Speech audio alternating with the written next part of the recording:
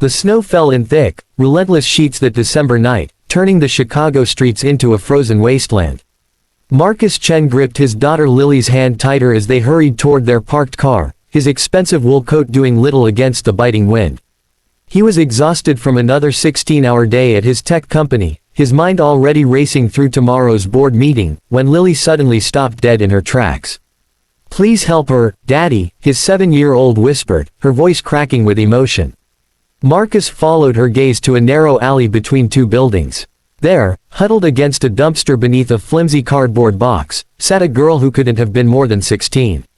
Her lips had taken on a frightening blue tint, and her thin jacket was so inadequate it might as well have been paper. She wasn't even shivering anymore, which Marcus knew from his college first aid training was a terrible sign. Every logical part of his brain screamed at him to keep walking. He had a daughter to protect, a company demanding his attention, and getting involved in strangers' problems had never been his style. Since his wife Sarah died 3 years ago, he'd built walls around himself and Lily, focusing solely on providing financial security and keeping their small family unit safe. The world was dangerous, unpredictable, and full of people who would take advantage of kindness. But Lily's hand slipped from his grasp, and before he could stop her, she was running toward the girl. Miss, are you okay?" Marcus's heart lurched into his throat. He rushed after his daughter, ready to pull her back, but then he saw the girl's face up close. Her brown eyes flickered open, glazed and unfocused, and he realized with shocking clarity that she was dying. Right there, in an alley in one of America's wealthiest neighborhoods, a child was freezing to death while thousands of people walked past. "Call 911, he heard himself say, already shrugging off his coat and wrapping it around the girl's frail shoulders. "Lily, get back to the car and call 911. Tell them we need an ambulance immediately." The girl tried to speak, but only a raspy whisper emerged. "No hospital, can't pay." "That doesn't matter right now," Marcus said firmly, rubbing her arms to generate warmth. "We're getting you help." The ambulance arrived within minutes, and Marcus found himself riding with the girl while his assistant came to collect Lily. At the hospital, he paced the emergency room waiting area, unsure why he felt so compelled to stay. He didn't even know her name. She was just another statistic in a city full of homeless youth, and he had a company to run, a daughter to care for, responsibilities that couldn't be ignored. He was about to leave when a doctor emerged. "Are you family?" "No, I found her." The doctor's expression softened. "She has severe hypothermia and malnutrition. Another hour and we would have lost her. You saved her life." He hesitated. "She's awake and asking for you. Says her name is Emma Rodriguez." Marcus entered the room to find Emma propped up against pillows, looking impossibly small in the hospital bed. She was hooked up to various monitors, but her eyes were clear now, and filled with tears. "Thank you," she whispered. "You didn't have to do that."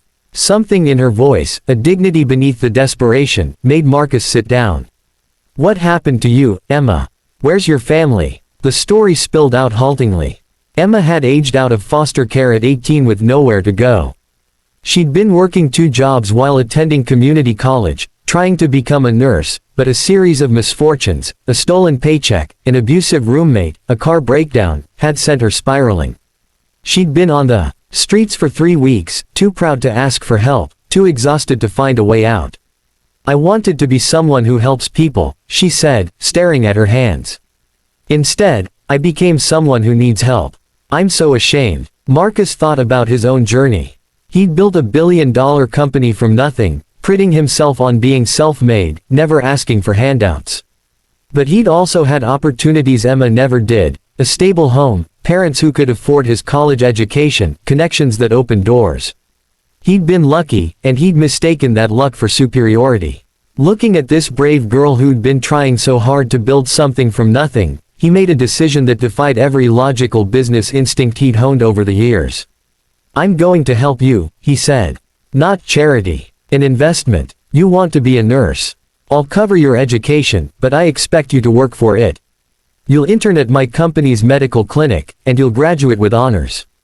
"Deal." Emma stared at him like he'd spoken a foreign language. "Why would you do that for me?" "Because my daughter reminded me tonight that we're supposed to help each other," Marcus said simply. "And because I think you're going to do extraordinary things." Over the next 4 years, Emma became part of their lives in ways Marcus never anticipated. She moved into their guest house, and Lily gained the big sister she'd always wanted. Emma worked tirelessly, attending nursing school during the day and helping at the company clinic at night. She brought laughter back into their home, teaching Lily to bake her grandmother's recipes and reminding Marcus that success meant nothing if you didn't share it. Emma graduated top of her class and became a nurse practitioner specializing in homeless healthcare.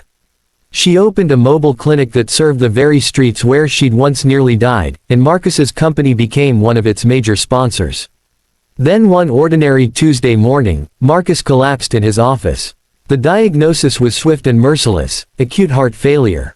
He needed a transplant immediately, but his rare blood type and tissue markers made finding a match nearly impossible. As he lay in the ICU, watching Lily's terrified face through the window, Marcus felt the bitter irony. He'd saved a life once, but he couldn't save his own. Emma appeared at his bedside that evening, her expression determined. "I'm getting tested as a donor." "Absolutely not," Marcus said weakly. "You're not risking your life for me." "You didn't hesitate to risk yours for mine," Emma replied. "That night in the alley, you could have kept walking. You could have let me die because helping was inconvenient, because I was a stranger, because you had more important things to do. But you didn't. You taught me that we save each other. Now let me save you." The testing revealed what seemed impossible: Emma was a perfect match. The transplant surgery was risky, but both pulled through. As Marcus recovered, Emma in the bed next to him, he finally understood what his wife Sarah had tried to tell him before she died. Wealth isn't measured in bank accounts but in the lives we touch and the love we share. A year later, at Emma's wedding to another doctor from the homeless clinic, Marcus stood to give a toast. Lily, now 12 and wise beyond her years, squeezed his hand as he began to speak. "4 years ago, my daughter taught me the most important lesson of my life," he said, his voice carrying across the joyful crowd. "She taught me that we're at our best when we help each other, even when it's inconvenient, even when we're scared." Emma didn't just receive help that night, she reminded me what it means to be human. And then she gave me a second chance at life, just as I'd given her one. That's the beautiful circle we create when we choose kindness over indifference. He raised his glass, tears streaming down his face. To Emma, who froze in an alley and rose to save lives. "Thank you for teaching me that the greatest investment isn't in companies or stocks, but in each other." As the guests cheered and Emma embraced him, Marcus caught sight of their reflection in the window, a family forged not by blood but by choice, by compassion, by the simple act of stopping when someone needed help. Outside, snow began to fall again, but inside there was only warmth, love, and the knowledge that kindness always comes home.